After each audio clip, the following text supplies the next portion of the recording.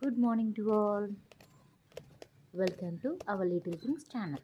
మా పీజీలో ఫుడ్ బంద్ అనే విషయం అందరికీ తెలుసు. నైట్ ఎలాగో మన యొక్క డిన్నర్ చికెన్ ఫ్రైడ్ రైస్తో కంప్లీట్.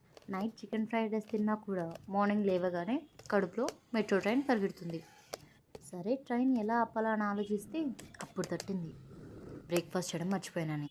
ఇప్పుడు బ్రేక్ఫాస్ట్ కోసం కింది పోయి తినేంత ఓపిక లేదు, అలానే తినకుండా పడుకునేంత స్టామినా కూడా లేదు.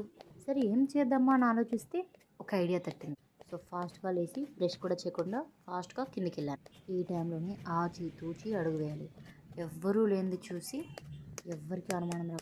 ఓ చేతిలో టమాటో ఆనియన్ పట్టుకొని ఇంకో చేతిలో చిల్లీ లెమన్ పట్టుకొని ఎవ్వరికి అనుమానం రాకుండా ఆచి తూచి అడుగు వేస్తూ మా రూమ్కి చేరుకున్నాను. రూమ్కి చేరుకున్నాక ఏ ఫుడ్ చేయాలని ఆలోచిస్తే ఏ ఫుడ్ చేయాలన్నా కూడా ప్రైమరీ ఐటమ్స్ ఇవే కదా.